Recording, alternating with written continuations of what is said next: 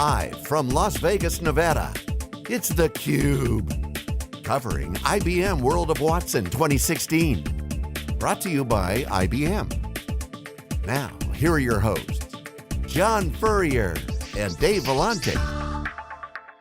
Free cake, it usually works. Welcome works. back everyone. We're here live in the Mandalay Bay at the World of Watson. This is theCUBE, SiliconANGLE's flagship program. We go out to the events and extract the signal of noise. I'm John Furrier, my co-host Dave Vellante. Our next guest is Harriet Green, who's the General Manager of Watson's Internet of Things, Cognitive Engagement, and Commerce and Education for IBM. Welcome to theCUBE. Thank you so much for inviting me. I know you have to run, we have a very short time, but I want to jump right into it. The buzz around the keynote around Watson and IoT has been fantastic. Just some stats that were just quoted before we came on. 100 million impressions, social impressions on terms of buzz and conversational activity around Watson IoT, and 50 million on education. And so how does that connect? And 200 million around cognitive solutions. The artist formerly known as commerce. So cognitive is resonating as not just being more than a digital assistant. There's a vibe going on, a new genre of application. What's happening? How does this work? And how does education get in there? So I think each one of them is slightly different. So the Internet of Things is, you know, the fourth wave of digitization. It's a movement, and our aim is to kind of lead that movement. And you know, we talked yesterday about our platform, about our applications, live client outcomes. That's what I think has made it exciting. Clients talking about Reader, their amazing new whiteboard, Schaeffler, the largest ball bearing manufacturer in the world, talking about Kierkegaard and self-determining ball bearings. So very, very exciting client outcomes that people can relate to. In cognitive solutions, I think the range of whether it's HR, supply chain, retail, how cognitive can be applied to different roles and different professions seems to have resonated. As I was looking at the social impressions last night, the sort of themes of, yeah, I could see how we could use this in our contact center. So really resonating with a range of people, not just CTOs. And then of course education. You know, IBM has such a history of doing great stuff in the world that our three main areas around cognitive capabilities in education. The first, we announced with Sesame Street to try and improve the capabilities of preschool children, predominantly around vocabulary. Then last week, as you've already mentioned, the big announcement around Apple, and yesterday on stage we had the superintendent, I think she's the deputy superintendent, but not for long I think, the deputy superintendent of Capel, showing and demoing how she is using the Watson cognitive capability inside a classroom, connecting children, finding out a bit more, making real-time inputs. It's like having 50 teachers in the class. And then the final one on education is around Pearson that we announced yesterday. Now Pearson, you know, has millions of students, is one of the leaders, and they have a digital platform, but we are embedding Watson within it. So students can talk to Watson. You know, it's amazing. I love, first of all, you have a background in kind of transformation. It's kind of a buzzword, digital transformation, everyone's talking about it, but what you're talking about, you mentioned profession, and you mentioned some of these interest areas. It's not just the industry application anymore. The world's changed because it's an individual focus. Watson's showing value to individuals, whether that's a profession, not just industry solutions, it's actually hitting the individual. What's the transformation happening in this area? Because this is changing the dynamics. I think that you're exactly right. I think there are a couple of themes. First of all, certainly from an Internet of Things perspective, and I think the cognitive platform that IBM is ushering in this new era really takes IT out from just the back office and being, you know, with CIOs and CTOs. I am deluged and spending time with clients who are chief innovation officers, you know, CEOs, thinking about the way that this information can help them design better, manufacture better, or create new products and services. So I think it's an entire movement, and you're right, yesterday the feedback that we were getting, HR professionals, supply chain professionals, and we had those people on the stage talking about the improvements using Watson. It's client outcomes. The thing that struck me, and we had the Chief Digital Officer of Schaeffler on yesterday, Gerhard. Gerhard, is the pace. So he said they really just started this journey 2 years ago. Yeah. And now virtually their vision is the entire product line is going to be instrumented.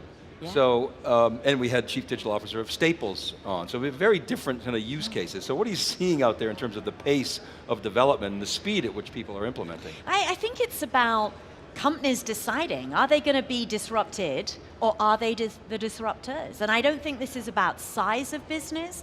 I think we are involved with many startups, many medium-sized companies, but if you take a Schaeffler, they already gather a huge amount of structured data.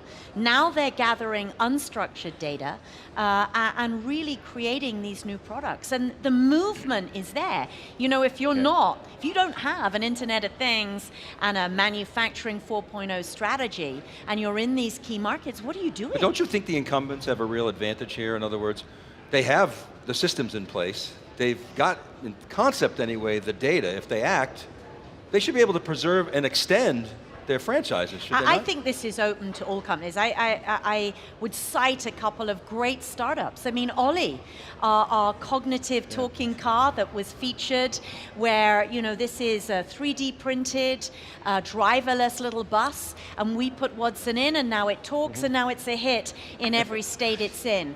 Bluebell, a lovely startup in the UK, it is a bicycle bell, but it gathers from all of the sensors information about road traffic, health, etc. It's so amazing. So I think it's more a state of mind as to, do you want to improve your design and have consumers more involved in that, improve your manufacturing, or create brand new products for your clients? I want to ask you a personal question, because last week we were at the Grace Hopper Women in Celebration of Computing by Anita Borg, and our third year at theCUBE. Go to youtube.com/SiliconANGLE, all the videos are up there. Interesting new trend, the youth, the young people coming into the market, the women, and it wasn't about, certainly there's a lot more work to do with women in tech and IT, but and that's important, and continue to focus on that, but a new thing came out of that, and Jeannie gave a keynote there, and said, don't ever let anyone define you.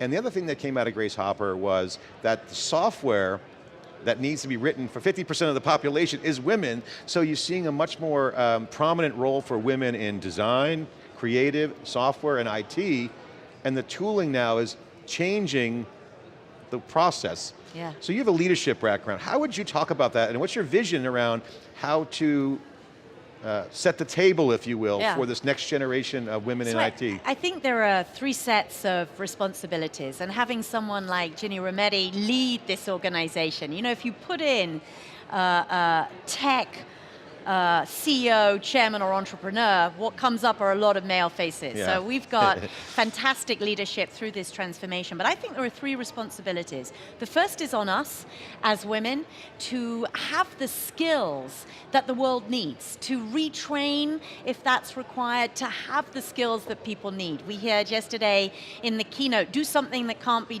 downloaded as an app. So as women, we need to make sure we have those skills. Secondly, companies need to have the programs and initiatives that ensure that regardless of your age, sex, color, creed, sexuality, or physical ability, that if you are good, you will get on. And I think at IBM we absolutely have that. And then the third responsibility is for shareholders. In Europe, the evidence is irrefutable that companies that have a truly reflective, diverse board perform better.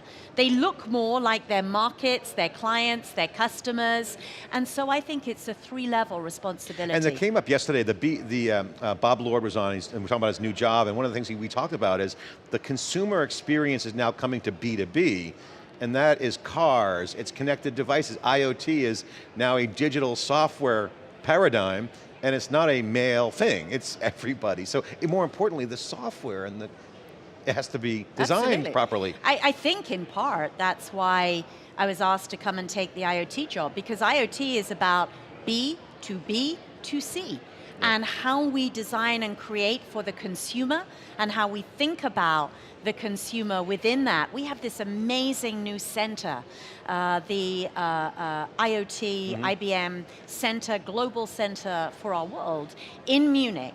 And you know, it was designed by our millennials in terms of they're the people, they're the greatest minds working on it. An entirely diverse group of people who are just breaking through in their thinking and their ideas. I wish we had more time. I know you got to go to another client appointment, but I want to give you the final word and get your thoughts. For the folks watching, what's the big aha from this Watson event? Because, you know, Jeff Immelt, the CEO of GE, said last week on stage that GE went to bed last night as an industrial company and woke up this morning as a software business. This seems to be the thread in IoT. Watson gives a humanization concept of value.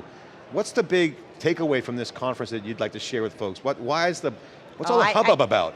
I think the hubbub is about, this is only the second World of Watson. And last time we had one, I think it was a couple of thousand people.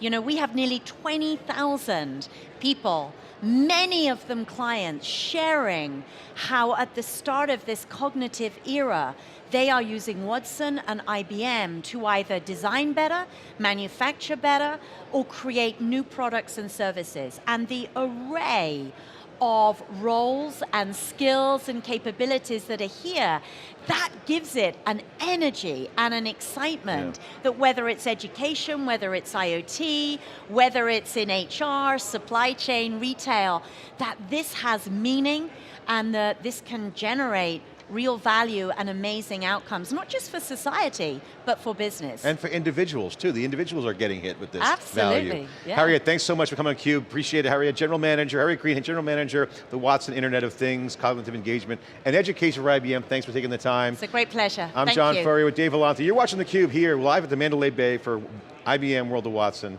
We'll be right back with more after this short break. Take care.